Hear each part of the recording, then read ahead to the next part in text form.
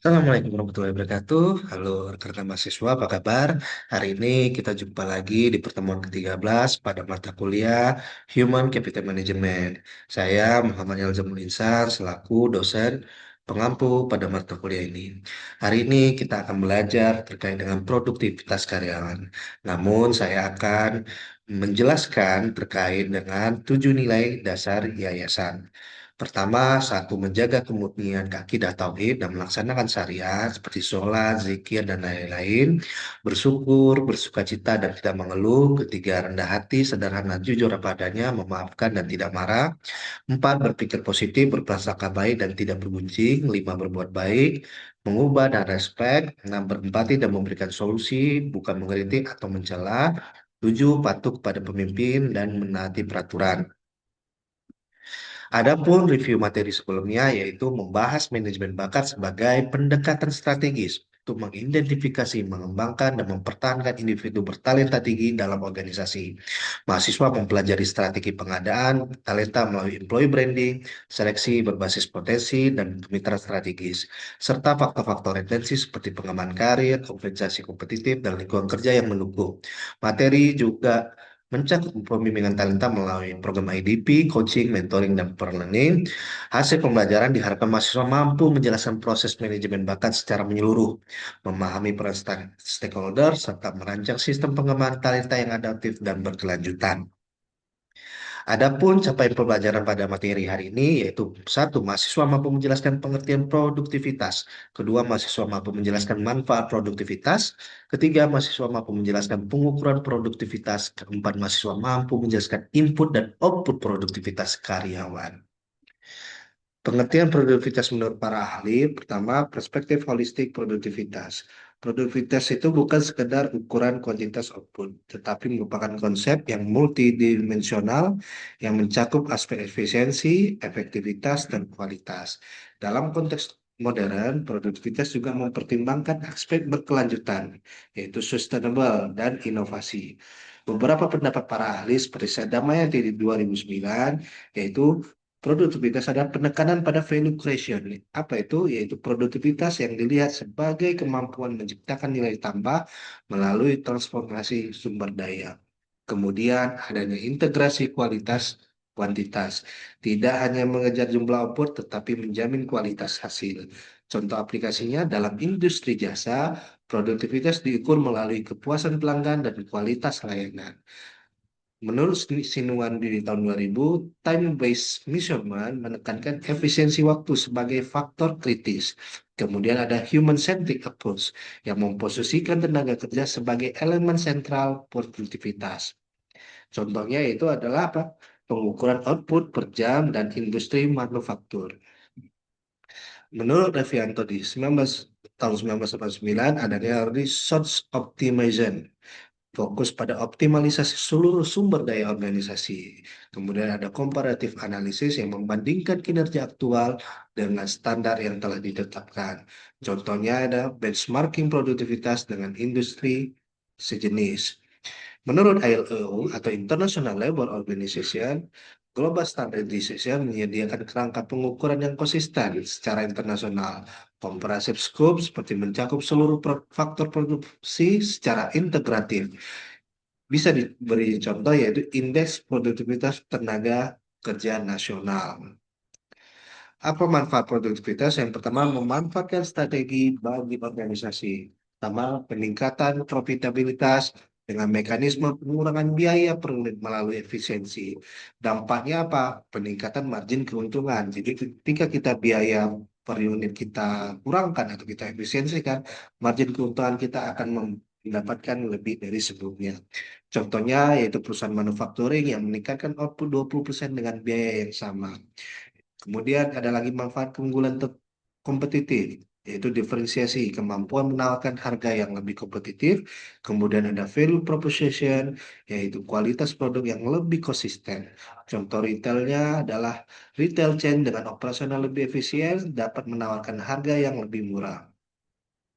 Kemudian manfaat produktivitas yaitu adalah kapasitas pertumbuhan, yaitu kemampuan meningkatkan skala operasi tanpa menambahkan proporsional sumber daya, kemudian landasan kuat untuk masuk ke pasar baru.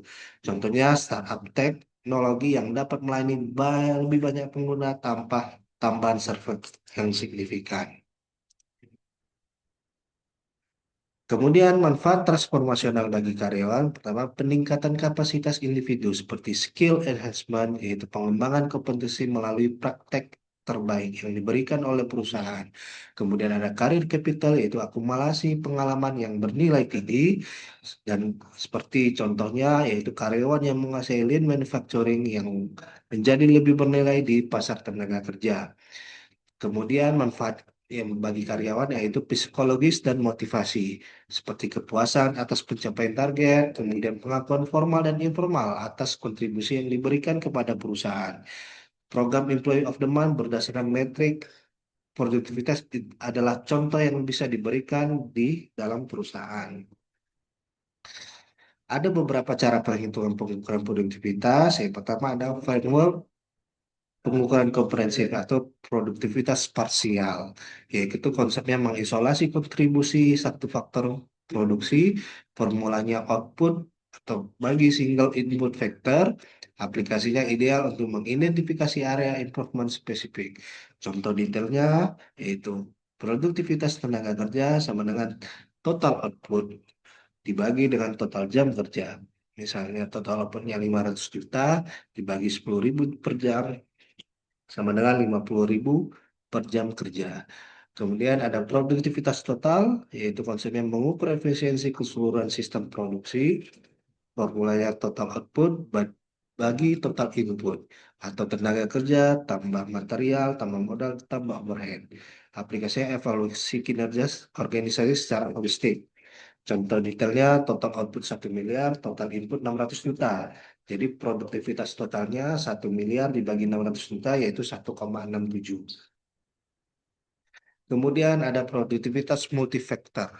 Konsepnya mengkombinasikan beberapa input utama seperti output dibagi tenaga kerja plus modal. Aplikasinya analisis dampak investasi teknologi terhadap tenaga kerja. Biar ada advanced metric yaitu overall effectiveness, yaitu availability kali performance kali quality. Standar dalam manufacturing world class yaitu produktivitas index seperti current period productivity dibagi best period productivity kali 100% untuk analisis tren dan progress monitoring. Kemudian ada cara namanya human capital input. Human capital input menggambarkan sumber daya manusia sebagai aset strategi organisasi. Fokusnya pada kualitas, kompetensi, dan kondisi tenaga kerja yang mempengaruhi produktivitas dan kinerja organisasi. Kompetensi level yaitu skill versus unskilled labor, yaitu mengukur proporsi tenaga kerja yang memiliki keahlian dibandingkan dengan tenaga kerja tanpa keahlian. Maknanya apa? Semakin tinggi tingkat tenaga kerja yang terampil, semakin besar potensi organisasi dalam melakukan inovasi, efisiensi, dan penciptaan nilai tambah. Contohnya presentasi pegawai bersertifikasi, tingkat pendidikan rata-rata, atau jumlah pelatihan teknis yang diselesaikan per tahun. Kemudian ada namanya engagement index, yaitu survei employment engagement. Indeks ini diperoleh dari hasil survei keterikatan karyawan yang mencakup dimensi seperti komitmen emosional, kemudian ada kepuasan kerja, dan loyalitas. Maknanya apa? Engagement yang tinggi berhubungan langsung dengan peningkatan produktivitas, retensi karyawan, serta kepuasan pelanggan. Indikatornya skor rata-rata engagement survei, tingkat turnover sukarela, dan net promoter score karyawan. Kemudian di dalam human capital input ada namanya health and well-being. Ya, penjelasannya yaitu mengukur kesejahteraan fisik dan mental tenaga kerja melalui tingkat absensi dan klaim asuransi kesehatan, kemudian tingkat kesehatan dan kesejahteraan karyawan yang mempengaruhi langsung produktivitas dan biaya operasional organisasi. Kemudian indikatornya persentase ketidakhadiran per bulan, jumlah klaim kesehatan atau jumlah kasus burnout per divisi. Ya, baik, kemudian kita lanjut. Ada namanya technological inputs, yaitu mencakup alat dan sistem digital yang menunjang produktivitas efisiensi organisasi. Seperti investasi di bidang ini memperkuat kapabilitas operasional dan inovasi bisnis. Seperti digital tools, ya, license software, automation system, ya, yang meliputi perangkat lunak yang berlisensi dan sistem optimasi yang digunakan dalam kegiatan operasional. Alat digital membantu mengurangi kesalahan manusia, mempercepat proses, dan meningkatkan akurasi data. Contohnya apa? Jumlah lisensi software aktif yang tingkat adopsi sistem otomatis, ya ROI, return on investment, investasi teknologi. Kemudian ada namanya infrastruktur, yaitu ada network capacity, ya, kemudian cloud computing resources. Yang ini hal ini menunjukkan kemampuan infrastruktur teknologi termasuk jaringan internet, server, dan layanan komputasi. Ya, kemudian ada namanya makna dari infrastruktur ini, seperti infrastruktur yang kuat memastikan kelancaran komunikasi, keamanan data, dan fleksibilitas kerja jarak jauh. Contohnya kecepatan jaringan rata-rata kapasitas cloud storage, uptime, sistem IT. Kemudian ada data access, yaitu access to real-time analytic business intelligence. Ya, ini mengukur sejauh mana organisasi memiliki dan memanfaatkan data secara real time untuk pengambilan keputusan. Akses cepat terhadap data analitik memungkinkan pengambilan keputusan berbasis fakta.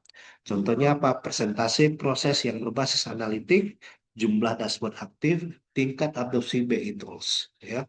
Kemudian ada proses input yang berkaitan dengan mekanisme dan sistem kerja internal yang menentukan efisiensi, kualitas, dan pembelajaran organisasi. Pertama ada namanya workflow efisiensi, proses cycle time, bottleneck, identification. Ini apa? Mengukur efisiensi alur kerja melalui waktu siklus proses dan identifikasi titik kemacetan atau bottleneck. Maknanya yaitu proses yang efisiensi menurunkan biaya operasional dan meningkatkan produktivitas tim. Contohnya adalah rata-rata waktu penyelesaian tugas, jumlah bottleneck yang terdeteksi kuartal. Kemudian ada quality system ISO certification, quality control prosedur. Penjelasannya menunjukkan keberadaan sistem manajemen mutu seperti ISO 951 dan prosedur kontrol kualitas internal. Sistem mutu memastikan konsistensi keandalan dan kepuasan pelanggan. Contoh indikator status sertifikasi ISO, tingkatkan kesalahan produk jasa, jumlah audit mutu internal. Ya. Kemudian knowledge management, documentation best practice, mengacu pada sistem dokumentasi dan berbagai pengetahuan dalam organisasi, seperti basis data, SOP, atau praktik terbaik. Meningkatkan pembelajaran organisasi, mempercepat inovasi, dan menjaga keberlanjutan pengetahuan meski terjadi pergantian karyawan. Contohnya adalah jumlah dokumen pengetahuan terarsip, tingkat akses repository, jumlah pelatihan berbasis pengetahuan. Ya, jadi kesimpulan umumnya yaitu ketiga kelompok input ini, human capital input, technological, kemudian proses input, saling terintegrasi untuk menciptakan kapabilitas organisasi yang berkelanjutan.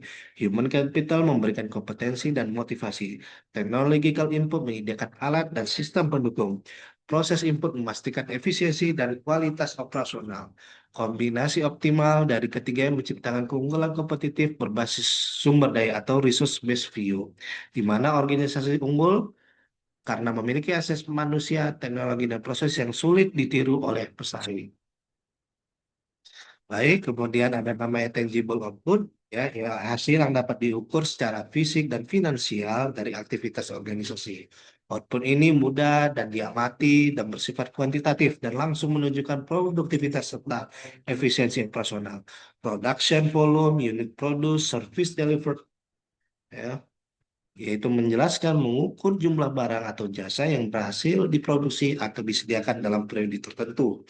Maknanya itu menunjukkan kapasitas dan efektif operasional organisasi dalam memenuhi permintaan pasar. Indikatornya jumlah unit produk per bulan, jumlah pelanggan yang dilayani, volume proyek yang diselesaikan.